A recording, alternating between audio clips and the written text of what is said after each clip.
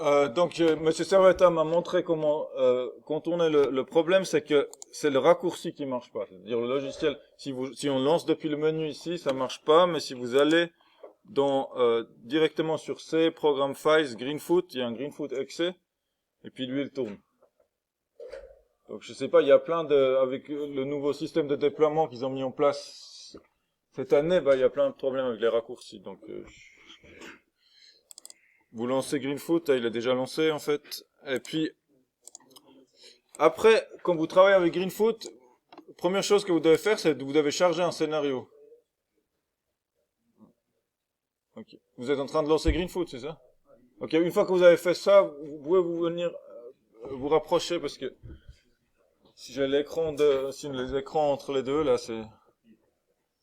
Bonjour.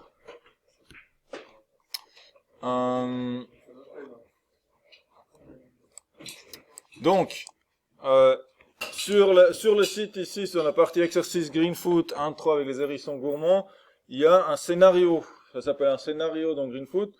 C'est le projet, si vous voulez, que j'ai téléchargé. Donc, il est dans téléchargement.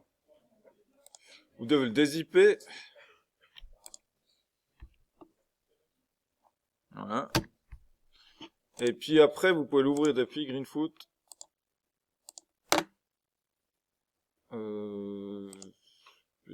Téléchargement. Voilà.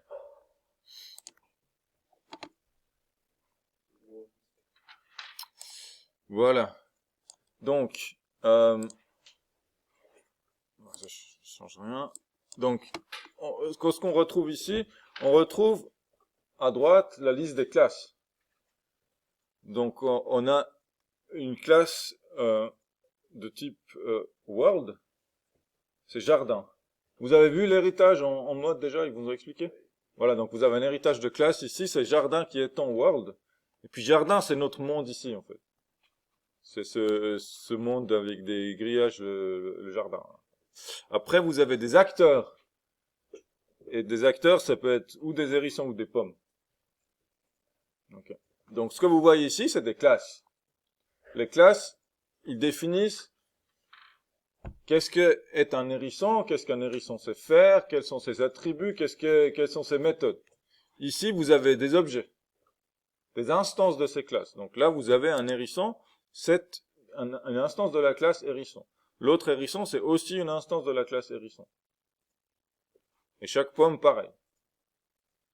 Donc, tous ces instances, ils ont les mêmes caractéristiques. Vous pouvez aller, si vous faites un clic droite, vous pouvez voir ici les méthodes qu'ils définissent. Donc, c'est le comportement qu'ils peuvent faire. Par exemple, vous avez une méthode ici, move. Si vous appelez move, il avance. Et puis, c'est cet hérisson-là qui avance, ce hérisson-là qui avance, et pas les autres.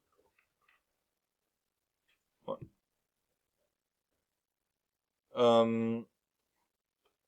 Victor, ça va pour toi aussi si tu veux.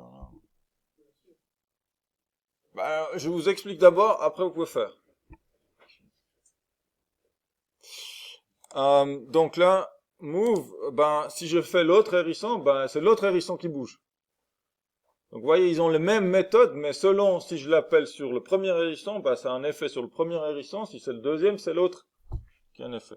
Et puis les deux, ils ont si vous faites inspect, vous pouvez voir leur champ ou les attributs qu'ils ont. Donc ils ont un nombre de pommes mangées, ils ont un nom, et puis ils ont des coordonnées X et Y. Donc je sais plus sur lequel j'ai cliqué sur celui-là, je pense. Donc ça commence 0, 0, c'est là. Vous avez 0, 1, 2, 0, 1, 2. Donc c'est un tableau, si vous voulez, de dimensions. Lui, il est dans la case 2, 2. X2, Y2. Ça s'appelle Fridolin. L'autre hérisson, il a les mêmes caractéristiques, c'est-à-dire les mêmes champs possibles, mais les valeurs sont différentes. Parce que cet hérisson-là, il s'appelle Elisabeth, et puis il est dans la case 4, 6. Elle.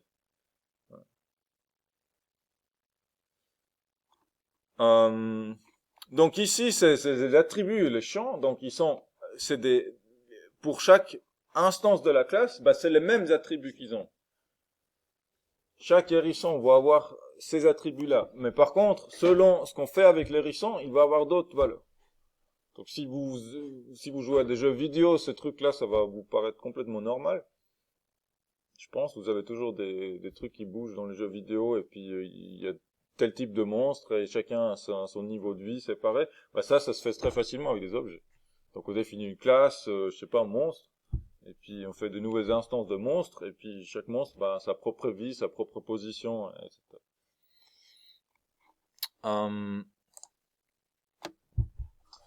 Classe, objet, instance, méthode, champ, attribut. Et puis les constructeurs. Donc les constructeurs, c'est des méthodes un peu particulières. Donc si je clique là cette fois-ci sur la classe, je peux faire new pom. Donc c'est en appelant new pom ici, le pom c'est un constructeur qui va créer une nouvelle instance de la classe pom. Je fais pom, je le pose quelque part, ça m'a créé une nouvelle pom. Et la même chose avec l'hérisson.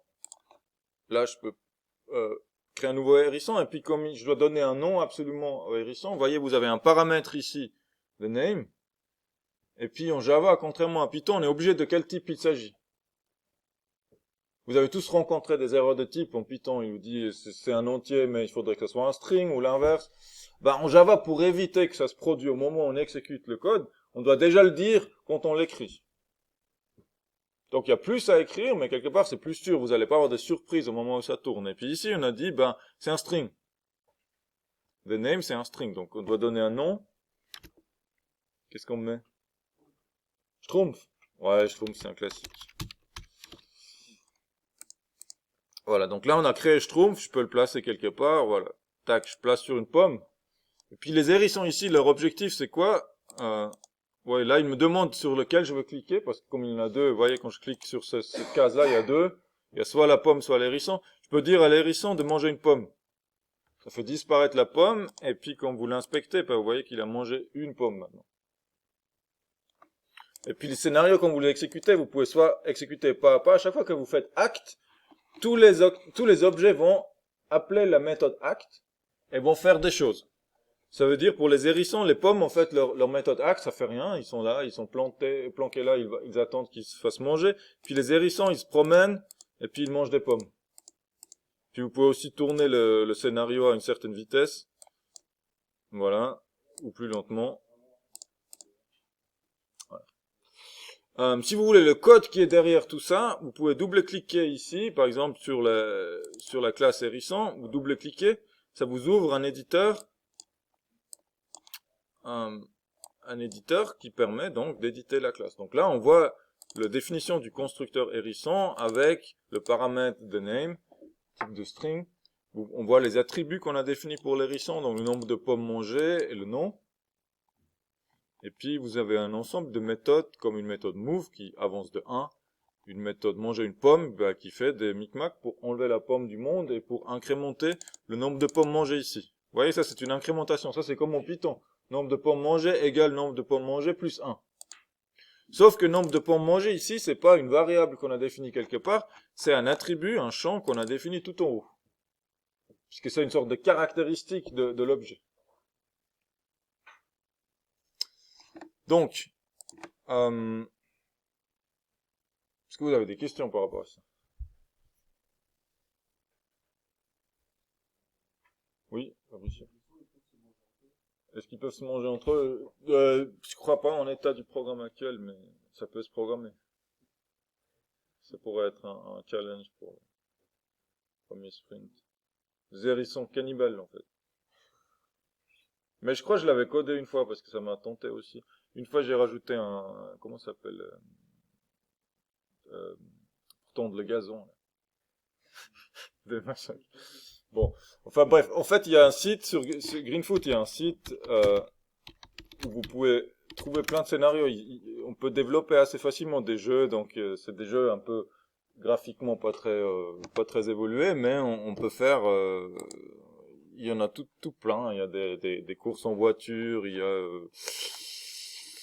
Spacefly. Enfin, ça peut aller assez loin. Hein. En termes de logique, vous avez un framework qui vous permet de faire des jeux assez poussés quand même, avec un graphisme 2D, toutefois assez limité. On peut faire plus joli que ça. Voilà. Donc c'est quoi la différence entre une classe et un objet?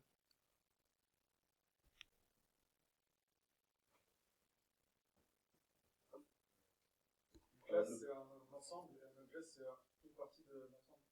Par exemple, la classe monstre, et je sais pas, un stack, c'est une partie de monstre. Ouais, Et il hérite de ces classes. Il hérite de l'attribut des classes. ok.